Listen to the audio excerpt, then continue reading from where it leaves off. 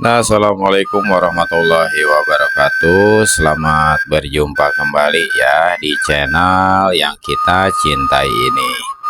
Saya akan melanjutkan cerita silat Wiro Sableng, Pendekar Kapak Maut Naga Geni 212, episode yang ke-43, Dewi Lembah Bangkai, bagian yang ketiga, karya almarhum Bastian Tito. Selamat mendengarkan bagian yang ketiga. Karena berusaha menolong Hijau Tiga, berarti Wiro tidak dapat memusatkan seluruh perhatiannya dalam menghadapi Nenek Kelabang Biru. Kesempatan ini tidak disia-siakan lawan. Dengan gerakan kilat, perempuan tua itu melesat ke depan. Dua tangan kembali mencengkram, sedang lutut kanan dilipat, dan sesaat kemudian kaki kanan itu menendang ke arah dada. Pendekar 212 terkesiap. Dari 3 serangan lawan, dia tahu pasti cengkraman tangan kiri kanan si nenek adalah yang paling berbahaya karena mengandung racun kelabang yang ganas dan mematikan. Dengan gerakan ilmu silat orang gila yang aneh, Wiro berhasil selamatkan kepala dan lehernya dari serangan dua tangan. Untuk menghindarkan tendangan ke arah dada, pendekar ini jatuhkan diri ke belakang. Ketika si nenek memburu dengan geram karena 3 serangannya luput, Wiro angkat kakinya sebelah kiri dan selusupkan ke selangkangan si nenek. "Manusia kurang ajar!" teriak Nenek Kelabang Biru marah sekali. Sambil membuang diri ke samping, dia menghantamkan dengan tangan kanannya satu sinar biru menderu bergemuruh. "Mampus!" teriak si nenek karena yakin dengan pukulan sakti yang selama ini tidak bisa dihadapi siapapun, dia akan mampu menamatkan riwayat Pendekar 212. Mencium bau amis dan angkernya sinar pukulan sakti itu, murid Sinto Gendeng sudah maklum keganasan serangan lawan. Maka tanpa pikir panjang lagi, dia balas menghantam dengan pukulan sakti orang gila menggebuk lalat. Tangan kanannya bergerak tiada henti ke kiri dan ke kanan. Sinar biru pukulan Nenek Kelabang Biru seolah-olah terbelah dan terpental ke samping, menghantam pepohonan dan sebuah gundukan tanah. Pohon itu langsung menjadi biru, sedang gundukan tanah muncrat beterbangan laksana dilanda angin puyuh. Karena masih berusaha bertahan untuk melancarkan serangan susulan, si nenek merasakan tubuhnya terhuyung ke kiri dan ke kanan sebelum jatuh.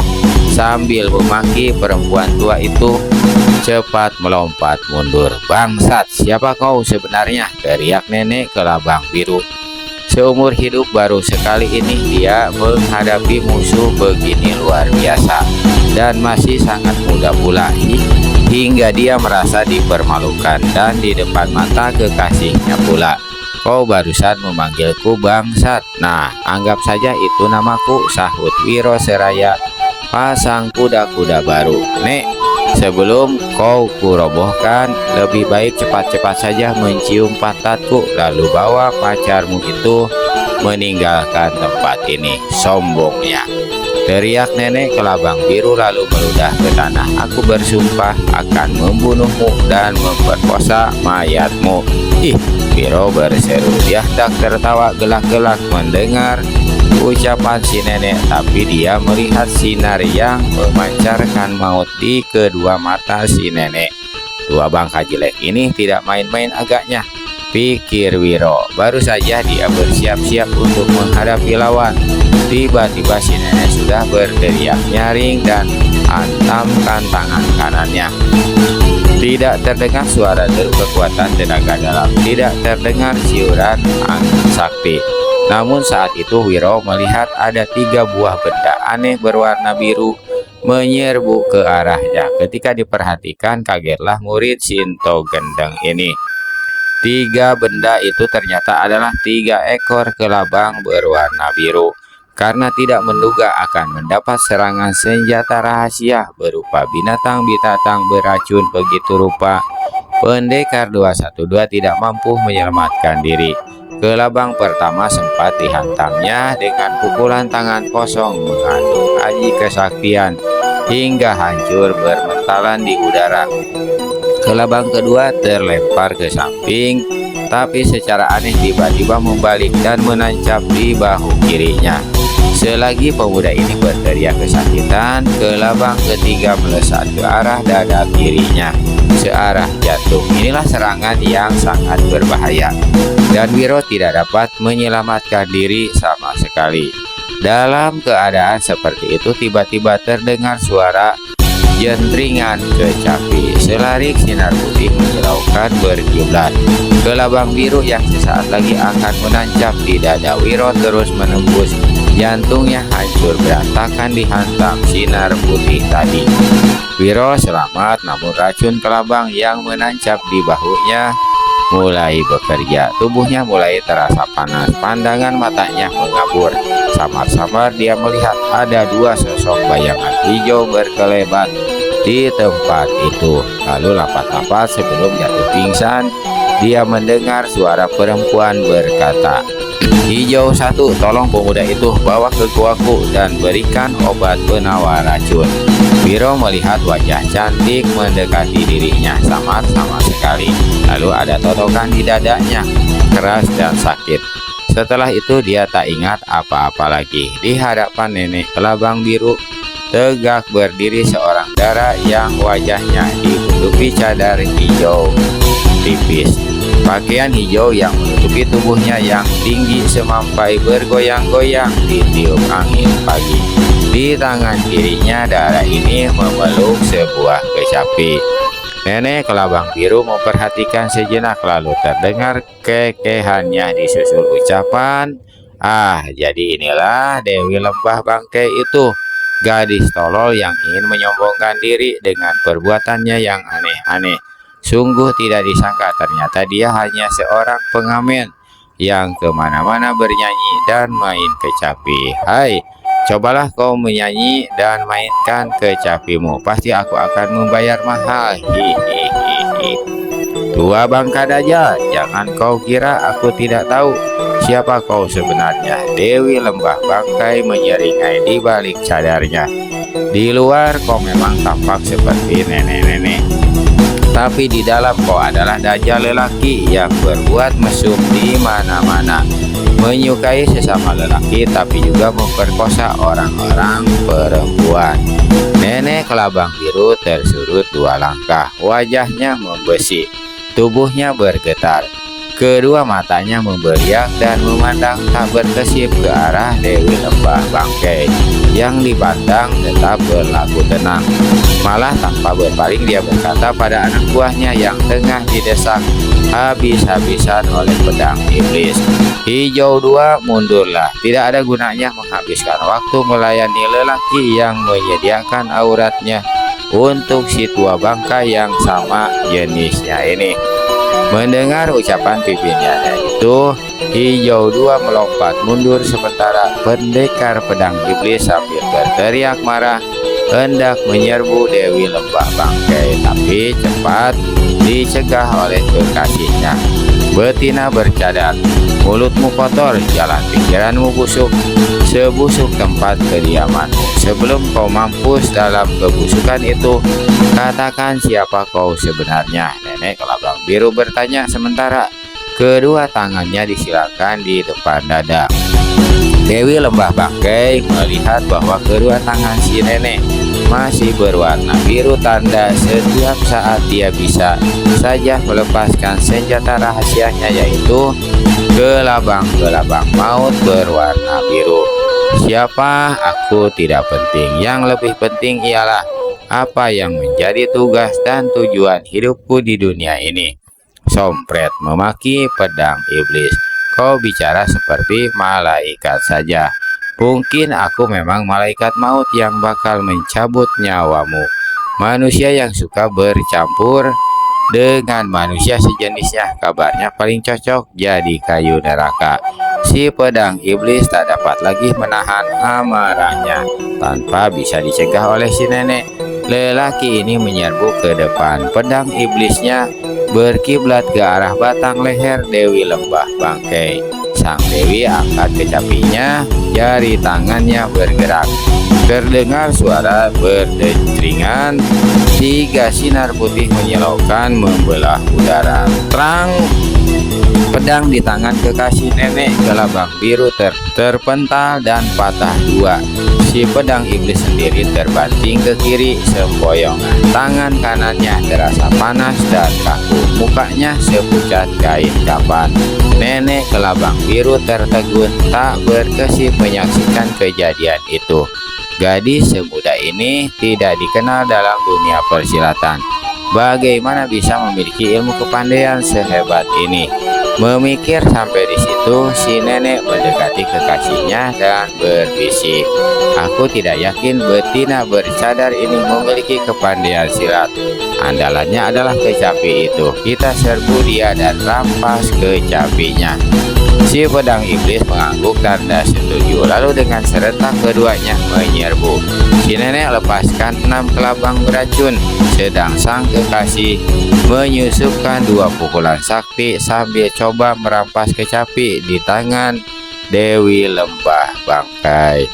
Sang Dewi kebutkan ujung lengan pakaiannya sebelah kiri. Tanpa sinar hitam membumbung ke udara, disertai hawa busuk luar biasa. Pedang iblis terbental sampai pegang di dada. Napasnya sesak di saat yang bersamaan ketika tadi dia mengebutkan lengan kiri.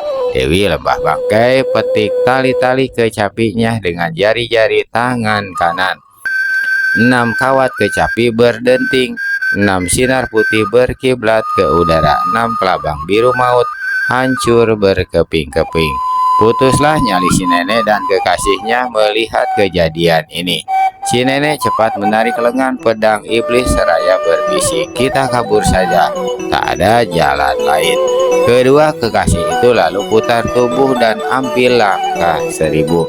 Tapi dari dasar lembah saat itu tiba-tiba tampak melesat 2 gulungan tali yang ujungnya berbentuk jeratan. Pedang iblis keluarkan teriakan tercekik, lalu tubuhnya tertarik ke belakang, terguling di tanah dan terseret masuk ke dalam lembah. Si nenek kelabang biru berteriak menggerung. Dia lari mengejar kekasihnya, tapi salah satu kakinya sudah masuk dalam jeratan.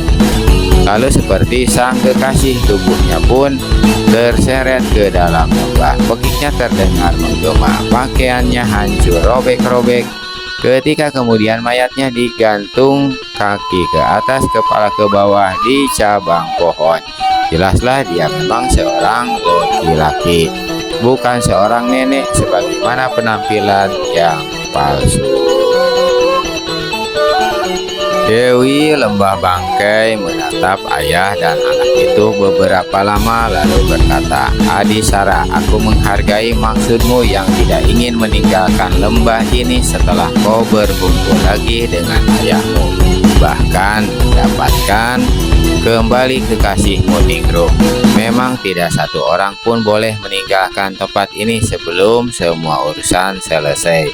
Dan kau Ningrum, berlatihlah dengan keras agar kau mampu menguasai 5 jurus ilmu silat itu, dan minum ramuan perangsang penimbul tenaga dalam itu pada waktu-waktu yang telah ditentukan. Akan saya perhatikan Dewi, kami bertiga bukan saja berhutang budi tapi juga berhutang nyawa dan masa depan," menjawab Ningrum. Sebelumnya dia sudah diberitahu bahwa ayahnya Adipati Sawung Glingging telah kembali ke Kadipaten dalam keadaan tidak kurang suatu apa, sedang Adipati Tawang Merto telah menemui ajal. Dewi Lembah Bangkai tinggalkan ketiga orang itu masuk ke dalam guanya. Selama 3 hari dia tidak tidur di dalam gua yang dijadikan tempat perawatan pendekar 212 Wiro Sableng. Hijau 1 yang bertugas merawat Wiro mendatangi sang Dewi. "Bagaimana keadaannya?" bertanya Dewi Lembah Bangkai. "Panasnya masih tinggi, dia masih sering menghijau, tapi racun yang berbahaya itu telah musnah oleh obat yang Dewi berikan," menerangkan Hijau Satu. "Apakah igauannya masih menyebut-menyebut pemuda bernama Panji Kondang itu?" "Masih, walau tidak sesering 1 hari sebelumnya," jawab Hijau Satu pula. "Saya mohon petunjukmu lebih lanjut, Dewi. Bergabunglah bersama kawan-kawanmu yang lain. Lanjutkan melatih 5 jurus ilmu silat Lembah Bangkai itu. Hari pembalasan yang aku tunggu-tunggu akan segera datang, cepat atau lambat." Hijau Satu menjura lalu tinggalkan gua tersebut.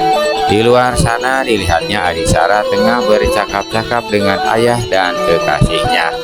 "Kasihan Dewi, aku tahu dia menyukai pemuda itu, tapi anehnya dia sendiri yang mengatur penculikan atas diri Ningrum hingga 2 kekasih itu berkumpul kembali." Di dalam gua, Dewi Lembah Bangkai memandangi kapak naga geni 212 milik Wiro Sableng yang digantungkan di dinding gua. Lalu dia menatap kecapi miliknya yang disandarkan tak jauh dari situ. Satu kesaktian dari satu sumber yang sama tapi berbeda wujud. Sang Dewi membatin.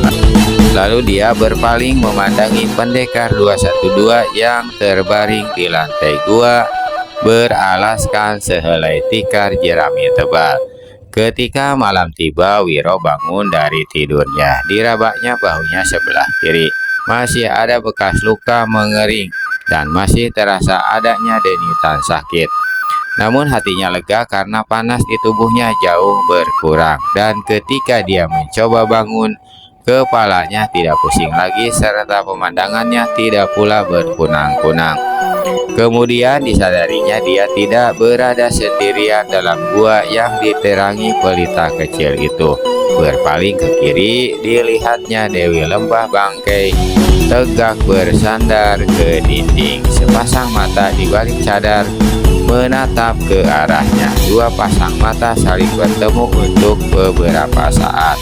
Wiro coba mengingat-ingat sementara perutnya terasa lapar dan tenggorokannya kering. Di mana dia berada saat itu dan sudah berapa lama dia berada di situ. Lalu perempuan bercadar yang mengenakan pakaian tipis hijau itu. Dia ingat apa yang terjadi, pertempuran itu. Jangan-jangan Ilya, Dewi Lembah Bangkai yang mendadak tersohor sejak beberapa bulan belakangan ini, di mana gadis-gadis cantik lainnya. Lalu dilihatnya senjata mustika miliknya tergantung di dinding gua. Dia berdiri hendak mengambil senjata itu, tapi gadis bercadar cepat berkata, "Tak ada yang akan mengambil kapak mustikamu. Kau berada di tempat aman." Wiro menatap sang Dewi sesaat lalu memandang ke bahu kirinya. "Kau pasti Dewi Lembah Bangkai yang cantik dan perkasa itu." "Aku tidak suka dipuji," kata sang Dewi dingin. "Bagaimana itu adalah kenyataan yang aku lihat. Juga dilihatnya semua orang. Aku yakin kau dan anak buahmu telah menyelamatkan diriku dari kelabang maut nenek keparat itu. Aku mengaturkan terima kasih dan tak tahu bagaimana harus membalas budi. Kau pun telah menyelamatkan salah seorang anak buahku. Walau tidak saling mengharapkan di dunia ini, sudah lumrah budi dibalas budi, hutang nyawa dibalas nyawa." Sang Dewi diam sesaat lalu kembali berkata, "Lembah Bangkai memiliki peraturan. Siapa yang berani datang kemari berarti sudah siap untuk mati. Datang berarti tidak pernah pulang." "Rupanya itu yang bakal terjadi dengan diriku?" tanya Wiro. Dewi Lembah Bangkai tak segera menjawab. Jari-jari tangannya digerakkan di atas kawat-kawat kecapi.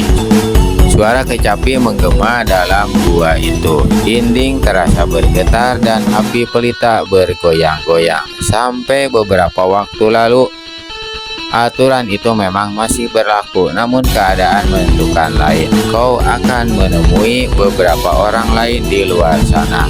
Mereka juga tidak kubunuh. Aku ada beberapa pertanyaan untukmu, Pendekar 212. Jadi kau sudah tahu siapa aku. Kapak itu yang memberitahu, sahut Dewi Lembah Bangkai. Pertanyaan pertama, kau mengikuti anak buahku Hijau 2 dari Kadipaten. Apa maksudmu? Apakah ada yang membayarmu untuk membebaskan pengantin perempuan itu? Wiro garuk-garuk kepala. Pelutnya lapar sekali dan tenggorokannya kering serta haus. Maka dia terus terang berkata, aku tidak tahu berapa lama aku terbaring pingsan atau tidur. Tapi saat ini yang ku ketahui, perutku sangat lapar dan haus sekali. Kau akan mendapatkan apa yang kau inginkan setelah menjawab pertanyaan-pertanyaanku, jawab Dewi Lembah Bangkai. Rupanya aku tidak ada pilihan lain. Tinggal di tempat orang harus tahu diri. Baiklah, aku akan menjawab pertanyaanmu tadi. Maksudku mengikuti Hijau 2 hanya ingin tahu saja. Aku berada di Kadipaten secara kebetulan. Sama sekali bukan tamu pesta perkawinan. Ketika pengantin perempuan diculik oleh seorang perempuan muda yang cantik jelita, bagiku ini adalah satu keanehan. Pertama, ternyata gadis itu memiliki kepandaian tinggi. Kedua, biasanya lelaki yang menculik gadis. Kini nyatanya gadis menculik gadis. Nah, ini membuatku ingin tahu apa sesungguhnya yang terjadi. Dan pertanyaanmu yang lain, sama sekali tidak ada yang membayar atau menyuruhku mengejar anak buahmu. Apa bukan karena kau mempunyai maksud kotor terhadap anak buahku karena dia mengenakan pakaian yang begitu tipis merangsang? Wiro tertawa lebar. Lelaki normal memang harus terangsang melihat yang begituan, tapi tidak selalu. Buktinya aku mengagumi wajahmu yang tersembunyi di balik cadar tipis itu, juga bentuk tubuhmu yang bagus dan dapat kulihat karena ditembus cahaya pelita. Dewi Lembah Bangkai lambaikan tangannya.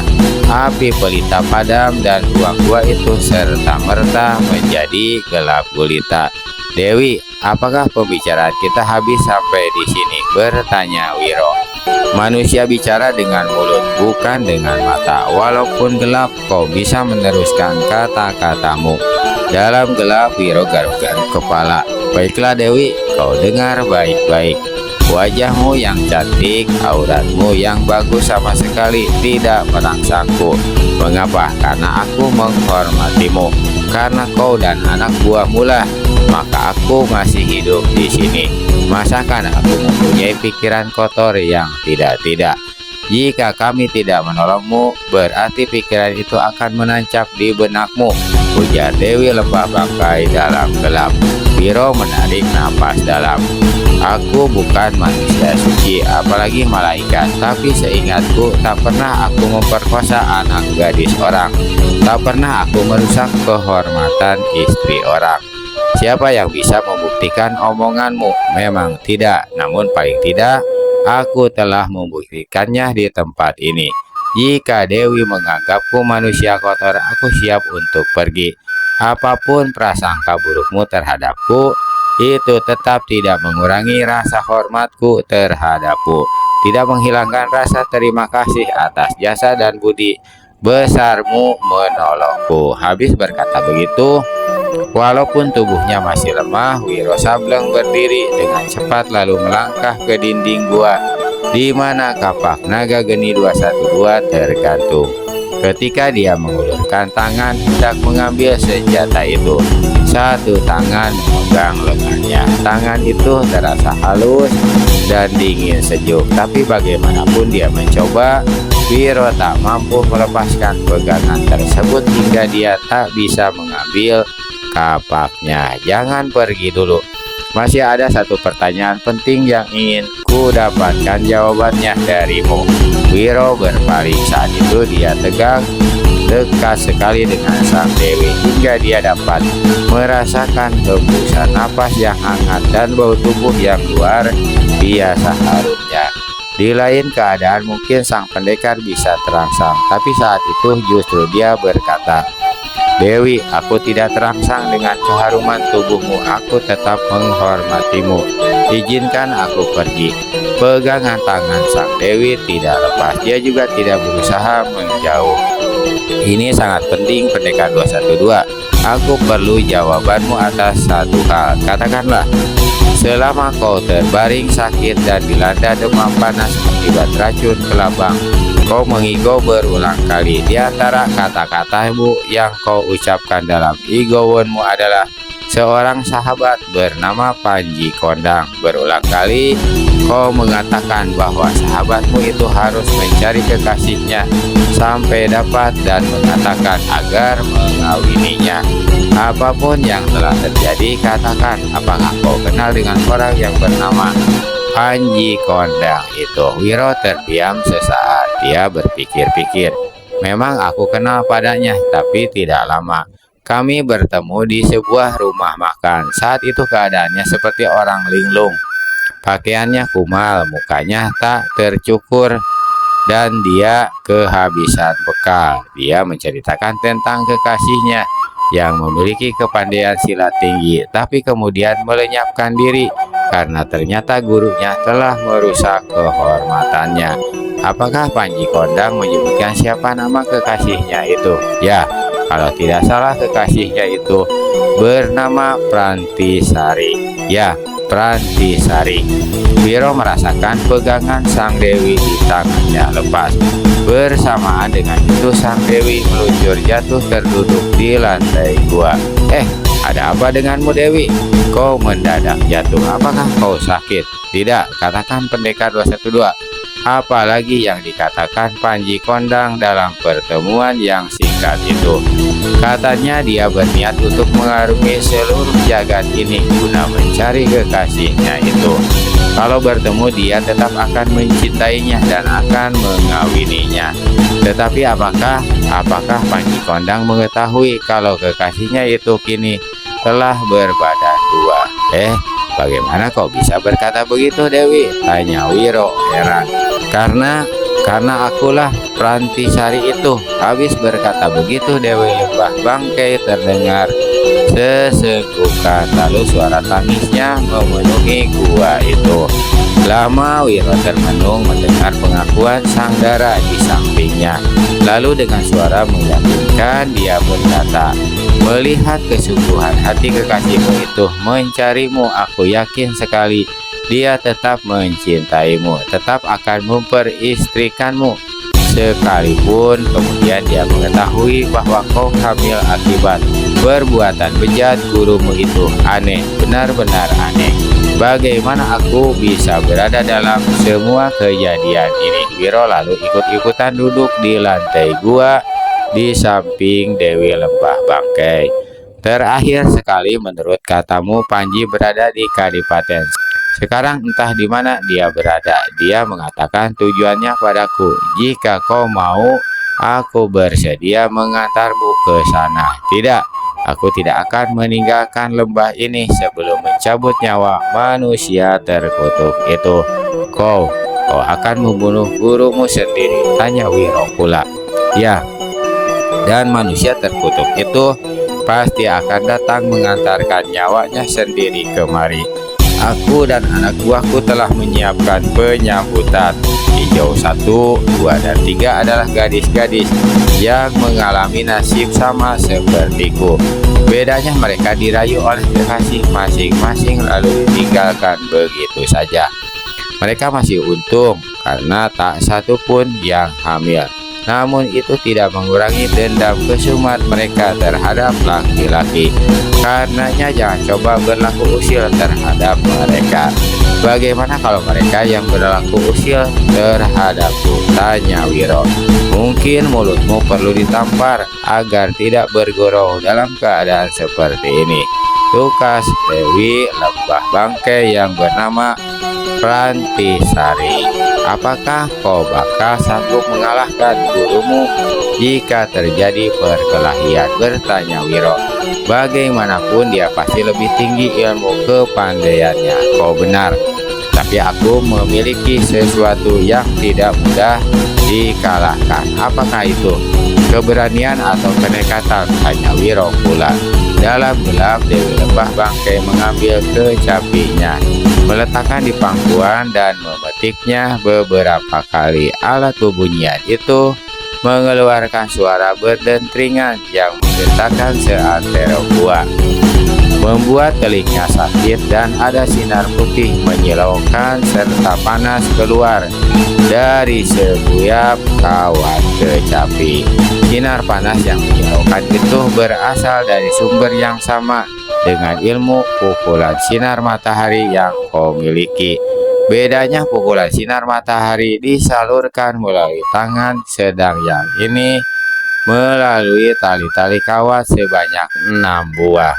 Wiro berdecak kagum mendengar keterangan itu. Dia memang menyaksikan bagaimana Dewi Lembah Bangkai menghajar patah pedang milik pendekar pedang iblis dan juga kelabang-kelabang maut si nenek sakti itu sebelum pingsan. Dewi Lembah Bangkai menyeka air matanya lalu berdiri. Hijau satu akan membawakan makanan serta minuman untukmu. Terima kasih juga. Jangan lupa katakan padanya untuk menyalakan pelita di dalam gua ini. Hanya tikus yang suka makan di tempat gelap, jawab Wiro lalu tertawa sendirian, walau sang dewi sudah berlalu dari situ. Siang itu teriknya matahari bukan alang kepalang, seolah-olah hendak membakar bumi dan membuat busuknya bau mayat di dalam lembah menjadi-jadi. Hijau satu yang sedang berlatih 5 jurus bersama hijau 2, hijau 3, dan Ningrum mendadak hentikan langkah. Ada apa? Tanya hijau 2. Yang menjawab adalah Wiro Sableng yang berada tak jauh dari situ bersama Adisara dan Harajingga, ayah Adisara. Ada orang datang. Semuanya memandang ke arah yang ditunjuk pendekar 212. Di ujung lembah sebelah timur tampak 3 orang penunggang kuda duduk di punggung kuda masing-masing, memandang tajam ke dalam lembah sambil menutup hidung masing-masing dengan telapak tangan. Salah seorang di antara mereka tampak batuk-batuk karena tak tahan oleh busuknya udara. Aku akan beritahu Dewi, kalian semua tetap di sini dan berpura-pura tidak melihat rombongan di atas sana. Hijau satu tinggalkan tempat itu. Ketika laporan kemunculan 3 orang di tepi lembah disampaikan pada Dewi Lembah Bangkai, gadis ini melangkah keluar gua dan memandang jauh-jauh ke arah timur lembah. Dia segera mengenali sosok penunggang kuda yang di sebelah tengah. Hijau satu, orang yang kita tunggu sudah tiba. Kau dan hijau 3 lakukan penyambutan seperti yang sudah aku atur. Hijau 2 dan Ningrum agar berjaga-jaga di pendataran. Yang lain-lainnya jangan ada yang berani ikut campur urusan ini. Hijau satu menjura dan cepat berkelebat tinggalkan tempat itu.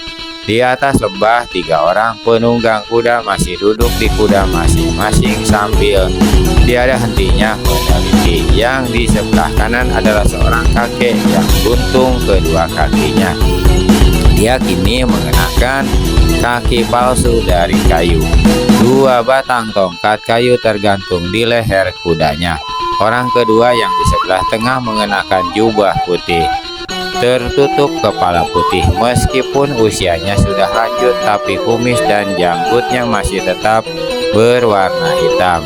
Lelaki yang ketiga juga seorang kakek berwajah kelimis, berpakaian biru muda yang pinggangnya dililit seutas tali rantai perak berwarna putih. Aku yakin inilah Lembah Bangkai yang membuat geger dunia persilatan itu. Bau busuknya sudah tercium sampai kemari. Tapi mengapa orang yang katamu mengundang tidak melakukan penyambutan? Membuat suara kakek berpakaian biru muda. Baru saja dia berucap begitu, 2 bayangan hijau berkelebat dan 2 gadis berpakaian hijau tipis berwajah cantik tetapi galak muncul di depan mereka seolah-olah keluar dari dalam perut lembah. Panjang umurnya baru disebut sudah datang. Kaliankah penghuni lembah bangkai ini? Kakek yang berjubah putih bertanya. Matanya berkilat-kilat melihat pakaian yang tembus pandang itu. Kami berdua memang mendapat tugas menyambut para tetamu dari jauh. Silahkan turun dari kuda, kami akan membawa kalian menemui Dewi. Dewi?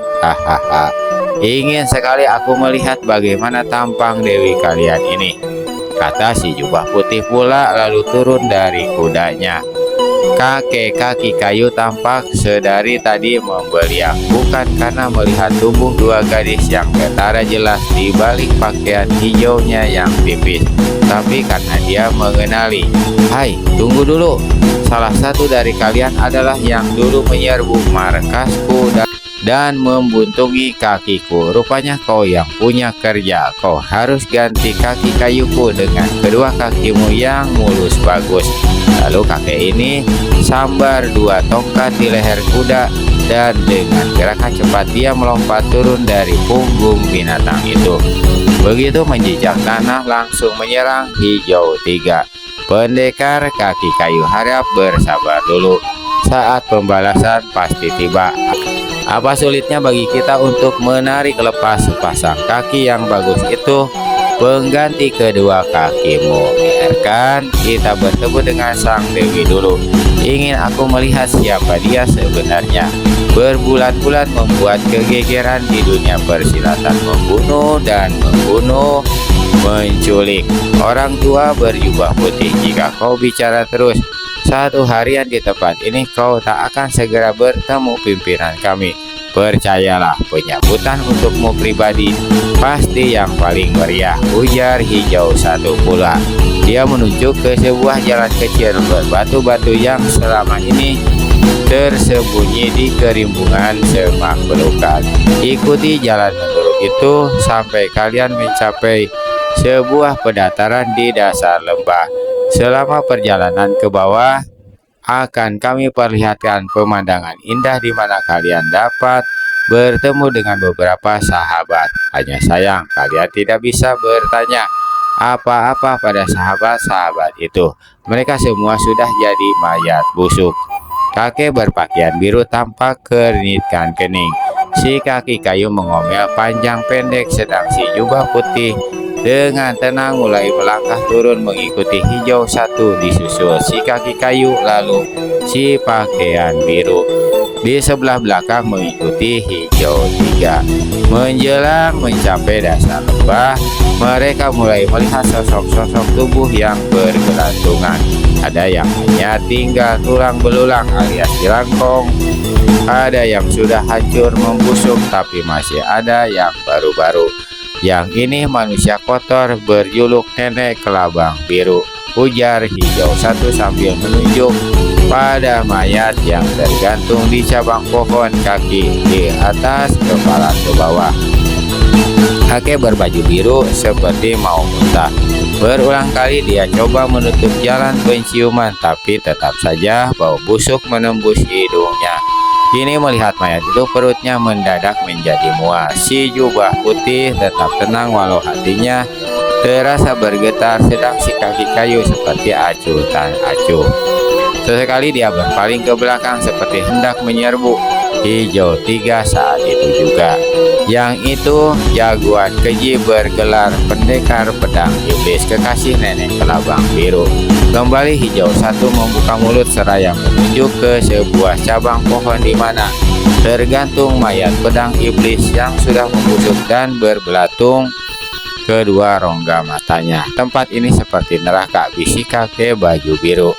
Yang di situ mayat Adipati Tawang Merto. Kalian pasti tak mengenalinya karena sudah sangat rusak. Kembali Hijau 1 menjelaskan seraya menunjuk mayat yang tergantung di pohon sebelah kiri jalan menurun.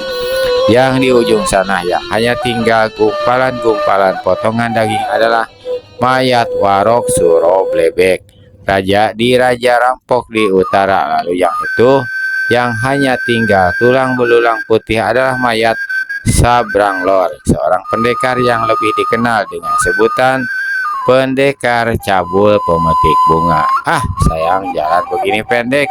Kita sudah sampai di pendataran yang dituju.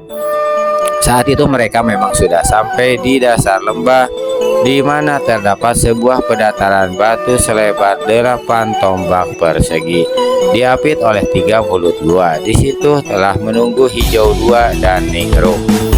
Begitu melihat Hijau 2, pendekar kaki kayu segera saja berteriak, "Ini dia iblis betina satunya. Kau tunggulah, sebentar lagi aku akan mengambil kedua kakimu." Orang tua berjubah putih memandang berkeliling. Di salah satu mulut gua dia melihat ada 3 orang lelaki. Mereka bukan lain adalah Adisara, Sarajika, dan pendekar 212 Wiro Sableng. Hahaha. Ternyata di sini pun terdapat orang-orang lelaki untuk memberi kehangatan pada kalian di tempat yang busuk ini, berteriak si jubah putih. Baru saja suaranya sirap dari salah satu mulut gua terdengar sahutan halus. Memang di sini ada orang laki-laki, tapi bukan bangsa manusia keji bernafsu kotor yang tega memperkosa murid sendiri. Lalu terdengar suara jentringan kecapi. Para si jubah putih berubah merah. Dia memandang ke mulut gua sebelah kanan. Saat itu tampak sesosok tubuh berpakaian hijau, memakai cadar tipis, dan membawa sebuah kecapi keluar dari mulut gua. Jadi ini rupanya Dewi Lembah Bangkai yang tersohor itu, ujar si jubah putih. Orang-orang memanggilku Dewi, tapi aku tetap manusia biasa. Datuk Soragamanda, apakah kau tidak mengenali diriku? Siapa kenal pada dirimu yang ditutup dengan cadar begitu rupa? Jawab kakek berjubah putih dengan rasa kaget dalam hati karena orang mengetahui namanya. Hanya satu yang kuketahui, kau membunuh seluruh murid perguruanku. Hari ini aku datang memenuhi undanganmu. Hutang darah dibayar darah, hutang nyawa dibayar nyawa. Bagaimana dengan hutang kehormatan? Apakah kau bisa membayarnya, Datuk Cabul? Perempuan bermulut kotor, apa maksudmu dengan kata-kata itu? Teriak Datuk Soragamanda. Tubuhnya bergetar karena marah. Dewi Lembah Bangkai tertawa panjang, tutup tawanya dengan jentringan kecapi. Lalu perlahan-lahan dia membuka cadar hijau yang menutupi wajahnya. "Rantisari!" teriak sang datuk terkejut bukan kepalang. Dewi Lembah Bangkai kembali tertawa panjang. "Ternyata kau belum lupa siapa aku. Pasti kau juga belum lupa apa yang kau telah lakukan terhadapku. Memperkosa murid sendiri, manusia terkutuk. Apakah kau sudah siap untuk mati? Muridku, tua bangka bangsat, aku bukan muridmu," bentak Dewi Lembah Bangkai. Dengar dulu. Aku mengaku bersalah, aku mengaku berdosa. Waktu itu aku benar-benar hilaf. Malam itu aku bermaksud membangunkanmu untuk menyuruh berlatih jurus-jurus silat baru. Kutemui kau terbaring di atas ranjang dengan kain tersikap. Aku dihasut setan. Aku melakukan itu di luar sadar. Muridku, maafkan gurumu ini. Datuk Soragamanda melangkah hendak mendekati muridnya, tapi Dewi Lembah Bangkai menyambutnya dengan jentringkan kecapi. Benda ini berjentring keras, sinar putih menyilaukan menyambar. Di depan kaki Datuk Soragandama terbongkar. Hancuran batu dan debu berhamburan mengotori tubuh putih sang datuk. Enak betul hidup di dunia ini jika semuanya berakhir dengan maaf. Datuk bejat, jika kau masih punya Tuhan, minta maaflah pada Tuhan. Tapi pada aku, anak manusia, tak ada ampun dan maaf bagimu. Urusan apa sebenarnya yang berlangsung saat ini? Kakek berbaju biru menyeletuk. Segera saja dia mendapat dambratan dari Dewi Lembah Bangkai. Orang tua pakaian putih, aku tahu kau adalah pendekar alam sakti yang datang kemari karena diajak oleh manusia Sundal bergelar Datuk Sora Gamanda ini. Aku juga tahu kehidupanmu selama ini bersih tiada cacat. Karenanya aku berikan waktu padamu untuk meninggalkan lembah bangkai saat ini juga. Alam sakti, jangan dengarkan ocehannya. Kita tidak bisa dilecehkan begitu saja. Serahkan tukang pengumpul mayat ini padaku, teriak kaki kayu. Dewi Lembah Bangkai berpaling pada hijau satu dan hijau dua. Habisi manusia kotor satu itu, memerintah sang dewi. Maka hijau satu dan hijau dua segera berkelebat. Perkelahian pertama berkecamuk di pendataran itu.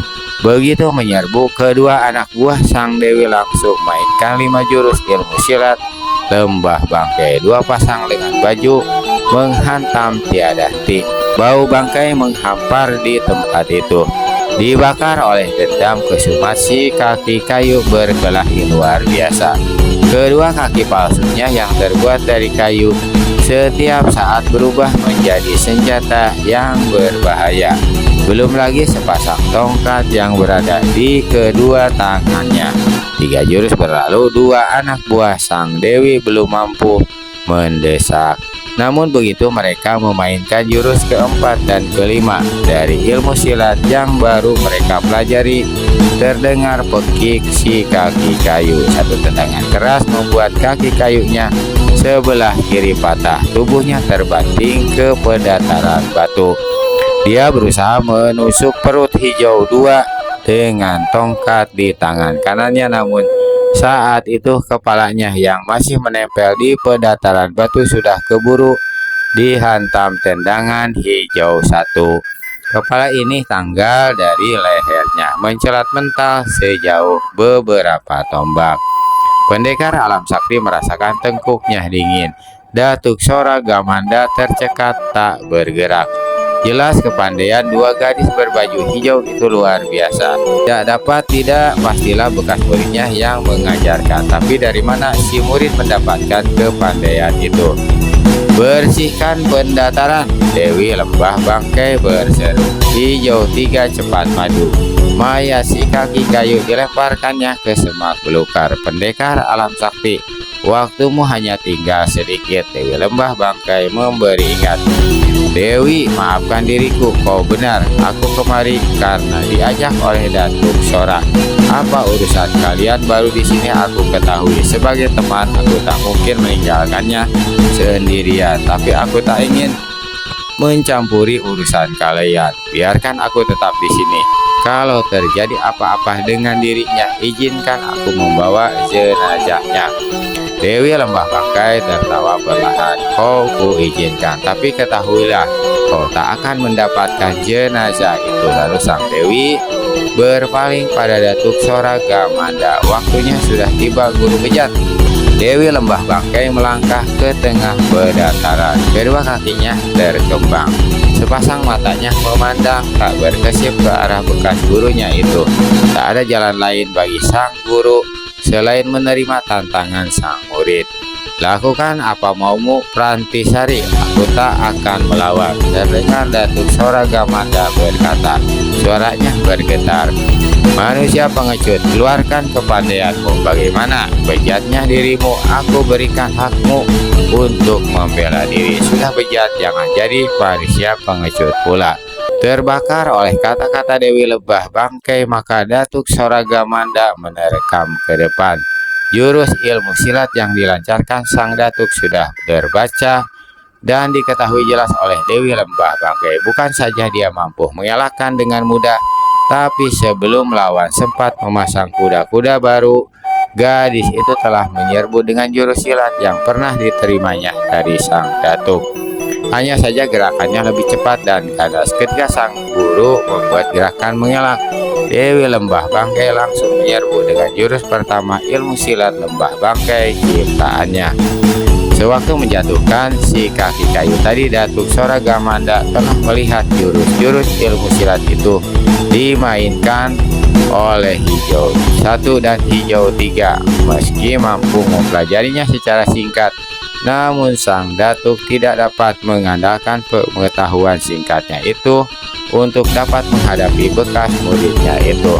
Maka sang datuk keluarkan jurus-jurus silat yang selama ini tak pernah diturunkannya pada murid-muridnya, termasuk Prantisari. Bagus, ternyata kau memiliki ilmu simpanan. Keluarkan semua kepandaianmu, Datuk Cabul, teriak Dewi Lembah Bangkai. Semakin terbakar amarah sang datuk. Dari mulutnya keluar suara menggembor. Tangannya kiri kanan bergerak, angin serangannya menderu-deru. Tubuhnya hanya tinggal bayang-bayang putih saja. Sang Dewi tampak seperti terkurung. Tiba-tiba terdengar Dewi Lembah Bangkai berteriak keras. Tubuhnya berputar setengah lingkaran. Tangan kirinya menyambar seperti pedang, sedang kaki kanan menghantam laksana palu godam. Inilah jurus ketiga ilmu silat Lembah Bangkai. Guru dan murid bertempur hebat dengan niat saling bunuh. Yang satu karena dendam, yang satu lagi demi untuk menyelamatkan diri. Ketika Dewi Lembah Bangkai mainkan jurus keempat dan kelima, Datuk Sora Gamanda tak sanggup lagi bertahan. Dia melompat mundur sambil keluarkan senjatanya, sebilah golok pendek berhulu gading. Sebagai bekas murid, Dewi Lembah Bangkai tahu betul kehebatan golok tersebut yang merupakan sebuah senjata mustika sakti. Tapi sang Dara tidak takut. Dia yakin akan kehebatan kecapi yang dimilikinya. Dia sengaja tegak di tengah pedataran batu, menunggu lawan menyerang. Datuk Sora Gamanda sendiri hampir tidak mempercayai penglihatannya. Sang bekas murid hendak menghadapi senjata saktinya dengan alat bebunyian itu, tapi dia tak mau berpikir lama. Perlahan-lahan sang datuk angkat tangan kanannya yang memegang golok. Sinar matahari membantu membuat senjata itu berkilau-kilau.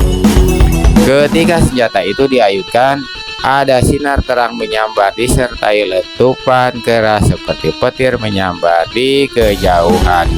Dewi Lembah Bangkai menunggu sampai sang guru datang lebih dekat.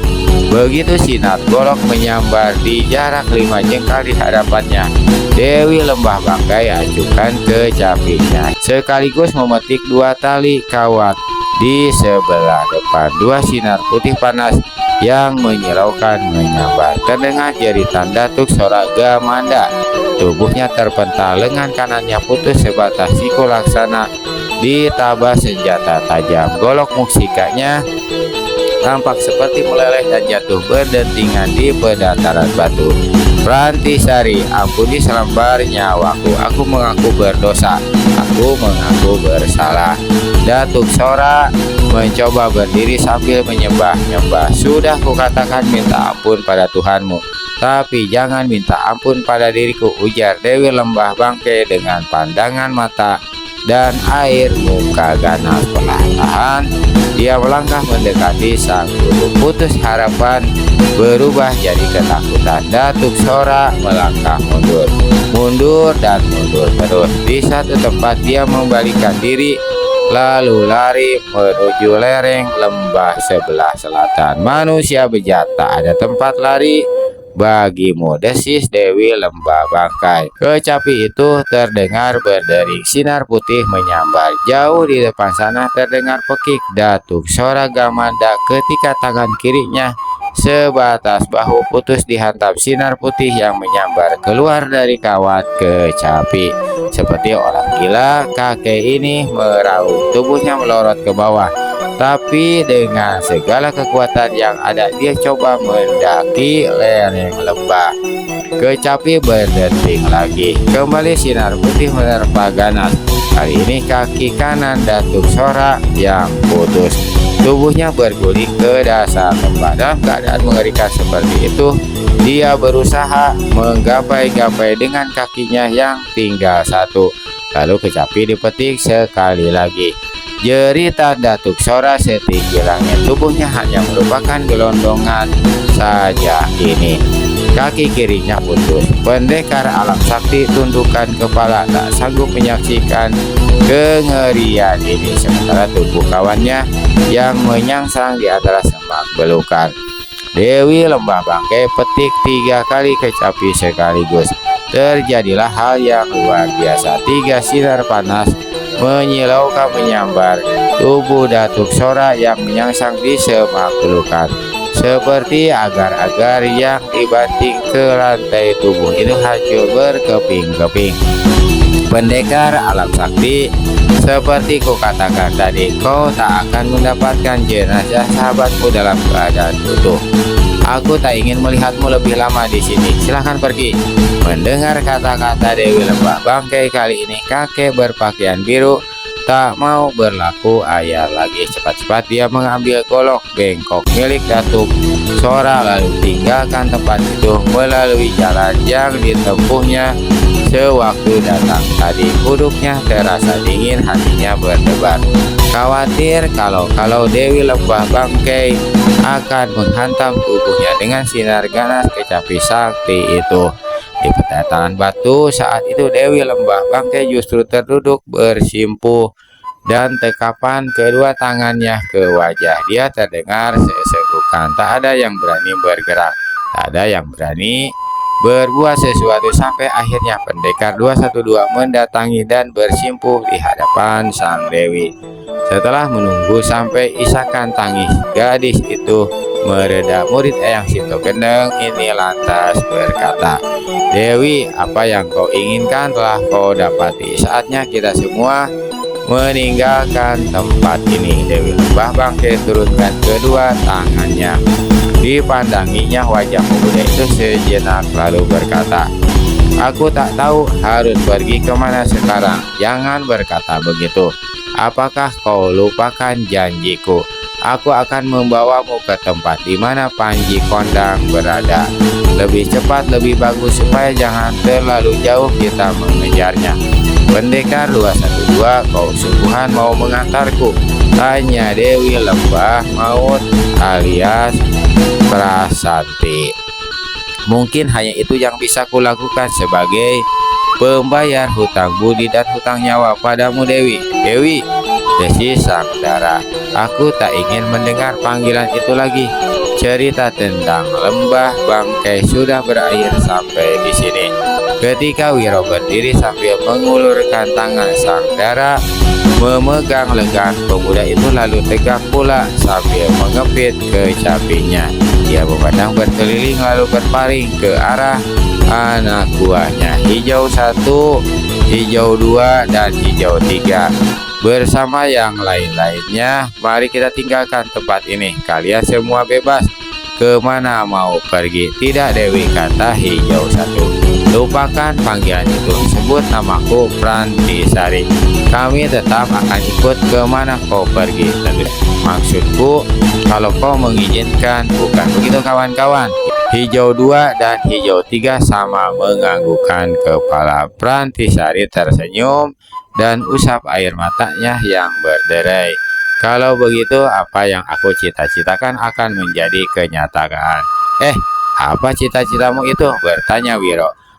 "Maksudku, aku dan 2 orang gadis sahabatku itu. Kalau begitu, aku akan menjadi muridmu yang pertama," kata Wiro pula lalu menggandeng tangan Prantisari menuju ke lereng lembah sebelah timur.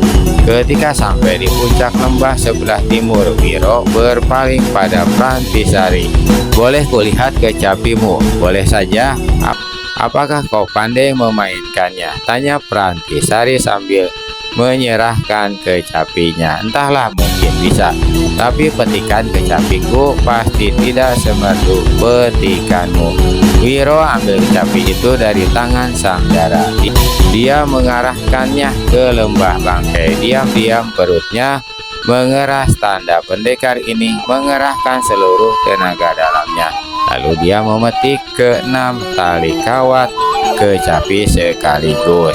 Terdengar hal yang luar biasa. 6 sinar putih menyambar laksana 6 petir menghantam bumi. Suaranya menggemuruh seperti hendak meluntuhkan langit. Udara panas membakar bumi. Di bawah sana, 6 larik sinar kecapi menghantam lereng dan dasar terbawah dari Lembah Bangkai. Tanah, pepohonan, dan batu-batu mental setinggi beberapa tombak tempat itu laksana kiamat. Masing-masing merasakan tubuh dan lutut mereka bergetar. Lembah bangkai seperti sirna kini berubah menjadi timbunan tanah dan batu. Wiro garuk-garuk kepalanya sambil menyerahkan kecapi itu kembali kepada Prantisari. Dia berkata, petikan kecapiku ternyata memang tidak semerdu petikanmu. Memalukan saja. Ini akan ku kembalikan padamu kecapi ini. Prantisari tersenyum. Aku gembira atas apa yang barusan kau lakukan, Wiro. Lembah bangkai lenyap dan benar-benar akan dilupakan orang. Tamat. Nah, paling segitu dulu aja teman-teman ya. Nanti akan kita lanjutkan lagi. Mohon maaf atas segala kekurangan. Terima kasih atas segala perhatian. Wabillahi taufiq wal hidayah. Wassalamualaikum warahmatullahi wabarakatuh.